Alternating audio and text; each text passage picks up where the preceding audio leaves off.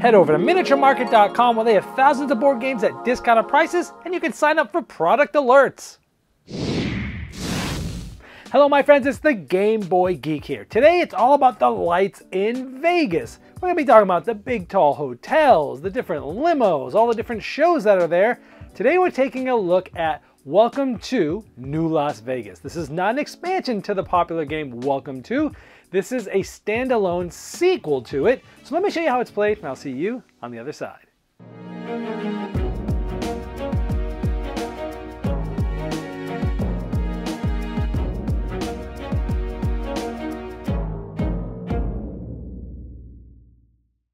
Now here's one of my finished sheets in this sequel to Welcome to in a standalone game called Welcome to New Las Vegas.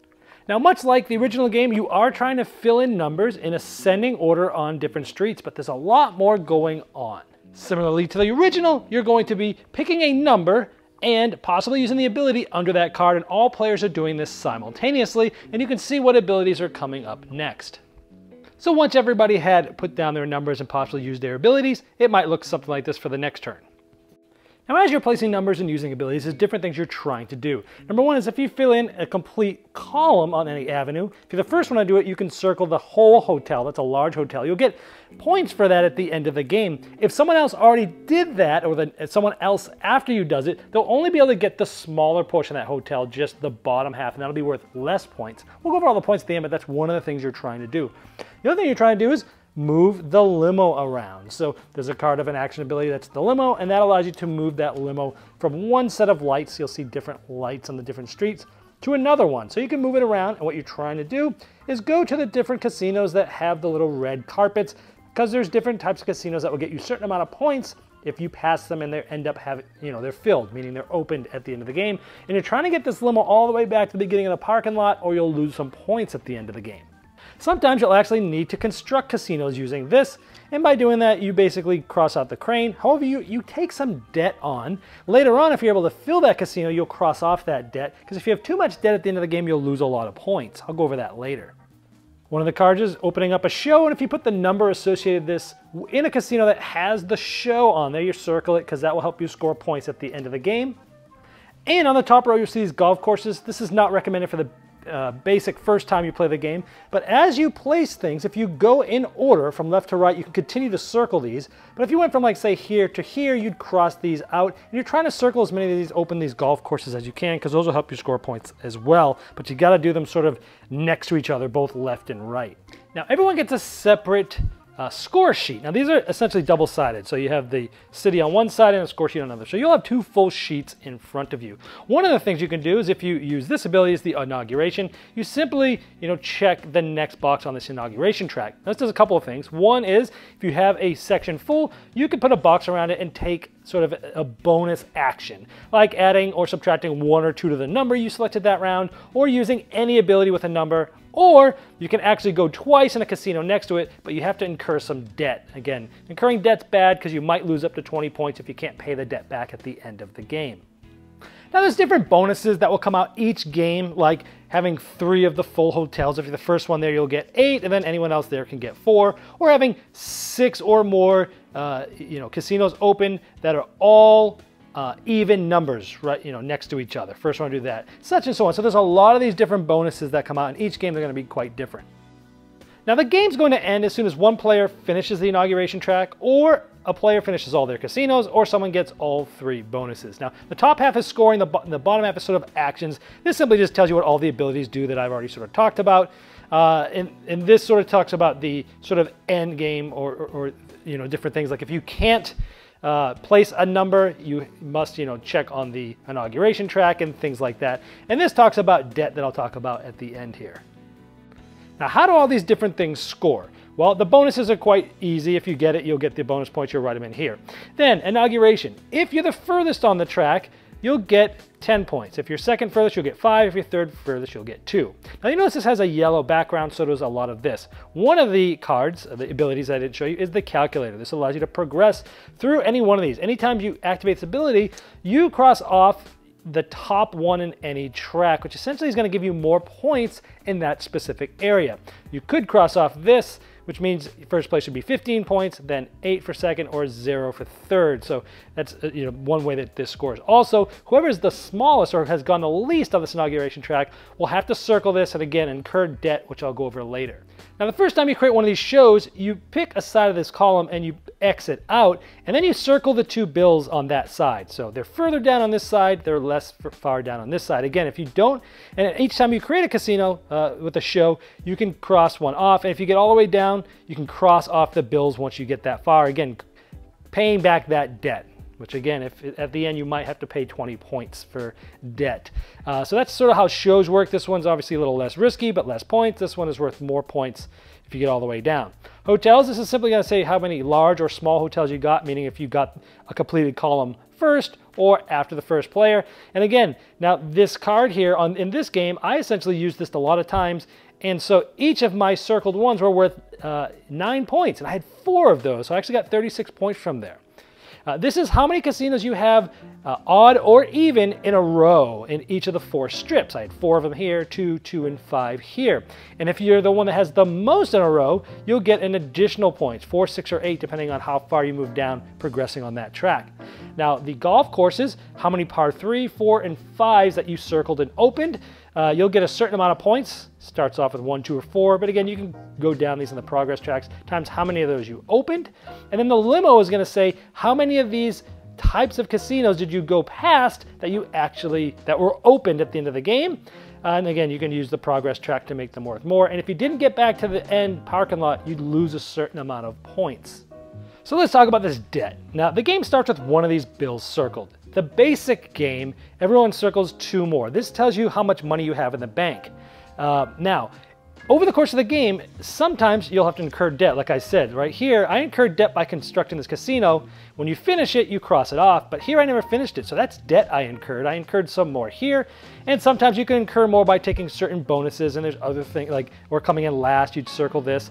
There's one way to get pay debt back is if on the limo, you actually cross one of these mafia casinos that has $1. That also helps you make money and cross, one of these off there. Now, if at the end of the game, in this case, you look at how many open debts you have to pay back. In this case, I only had 2. So in this case, I would cross off 2, and I still have money left in the bank. If I didn't have money left in the bank, I'd lose 20 points. So it's sort of a different way of doing this. Then, you simply just add all this up, and whoever has the most is the winner. Now, about that debt, in the advanced game, they say, see this corner here? At the beginning of the game, you can circle this lenient bank or not. So you'd circle this. Then you flip this corner down, you sort of fold it so nobody can see what you did. At the end of the game, if more than half players selected a lenient bank, you'd actually circle 1, 2, 3, 4 bills, so you'd have more money that you could possibly spend without losing points. However, if less than half did, then it's normal, you just circled 2. And if nobody circled lenient banks, you don't circle anything additional. So this is sort of a press your luck mechanism where you're not really sure how much you'll need to pay back. I personally did not like this aspect because I didn't like not knowing. I'd rather have everyone secretly select, and then after they've selected, fold it up so you could actually know what was going on, how much money you had to spend. But I usually typically just play with the basic game of just circling 2 anyway. There's also a solo version where you'll go against an Acme architect, different ones every game, and the rules are slightly different for the solo game, but I'm not going to go over those in this video. Well, there you have Welcome to New Las Vegas. Now, this definitely is, I'd say, Welcome to 2.0. And that's because, even though it's similar to the first one, it's definitely more going on and definitely has more to think about, which I liked. I like that you're trying to figure out, be the first, it's a race to those different avenues, and finishing the avenues and getting those columns finished and getting the hotels. You can kind of like racing to get to the big hotels, but if someone else does it, you get a smaller one. It's kind of reminds me of Quinto, which is like a really fun sort of roll and write game that used that mechanism. It just adds a little monkey wrench into one more thing, again, to think about when you're going around doing everything else, looking at other players' sheets, trying to race for those. I like the limo, where you're sort of moving by specific casinos and you're trying to find the ones with the red carpet, but you still have to make sure they're open and they have a number in there. And you have to make sure you get back to the parking lot or you lose points. Again, a new mechanism, pretty simple, but damn, it just gives you so much more to think about and gives you so many more decision tree choices as to what to do on your turn. The shows, I like that when you start on the shows, you sort of have to stay down that path to try to avoid that debt. And then if you finish it, well, do you want to start on that other one? Well, if you do, you're going to have to get down so far to make sure you finish that debt. Another cool aspect there. The cranes, sometimes it's like, oh man, this number is perfect for here, but it's not constructed yet. I need to construct that thing. So the crane comes up and you're like, oh, I'll construct this. But you better make sure you put the number there, because if not, then you're going to get debt in the end as well. Also, if you construct it and you don't use and you don't fill it up and open it up, well, it blocks your sort of odd or evens, which is a cool thing in this game where you're trying to shoot for majorities of those two. It'd be the one that have the most odds or evens in a sequential row. Another good thing to think about. Again, there's so much more going on. The golf courses, again, it's said not to use this in the base game, but I thought it was fine. I like that you're trying to go in the consecutive orders. It's harder to do, but if you do, another way to get points. And then, deciding which path to progress down for points for the calculator. Am I focusing on this? Am I focusing on the shows? Am I focusing on the hotels? Am I focusing on the golf? All that sort of stuff. That and the inauguration and being able to use the different bonuses. There's just a lot here. On the negative side of things, the debt aspect was, it was a little fiddly for me. It was hard to sort of figure out at first from the rules, and then it's like, okay, well, you get to circle some debt, some things in the safe on your score pad, and that's how much money you have, but then you're circling things that's bad on your pad, but it's not always bad. Sometimes you circle and it's bad. If you pass a Mafia Casino, you circle that, and that's good, and it's like, it was just a little fiddly trying to figure out the whole debt thing. I mean, it's fine. I mean, I understood at the end, but it's a little bit harder to teach that aspect. Also, this one is definitely harder to teach someone if they're new to the Welcome To series than the first one. Again, this is sort of 2.0. If you haven't played or, Welcome To before, I still think the first one's better if you've never played any of these series. There's a lot of expansions for those. And if you really liked Welcome To and you're like ready for a new challenge, I think this is a good set for that. I also didn't like, speaking about the safe, I didn't like not knowing how much money will be in the safe at the end of the game. Because it says, you secretly say whether you want a lenient bank or not, and then you fold it over, and then you don't know how much money you have to pay back until the end of the game. I did not like that. I wouldn't mind, having everyone do their little secret thing, and at the beginning, and then, okay, reveal, and then you'll know if you have a lenient or not bank. But not knowing it to the end is sort of like, oh, haha, I thought more people were going to be lenient with the bank, but it's not, so I end up getting minus 20 points. That part I did not find fun at all. Typically, I don't even use that bank unless everyone has played this version a couple of times. Typically, you just do what the rules say for the basic version and just do $2 bills there. But overall, I liked it. I enjoyed it. Again, if you have played Welcome To before and you're looking for a bigger challenge with more going on, this will deliver that to you. If you're new to the series, I still recommend the first one to go through first. That's what I think about Welcome to New Las Vegas. Did you miss the Game Topper 2.0 Kickstarter? Have no fear, it's not too late to get in on the ultimate gaming accessory. Convert your table into a high-quality gaming table with a fully portable Game Topper system and take advantage of some of the best 3mm premium gaming mats in the industry. New styles, new sizes, and new accessories can be yours. Upgrade every game you play by late backing now at GameToppersLLC.com.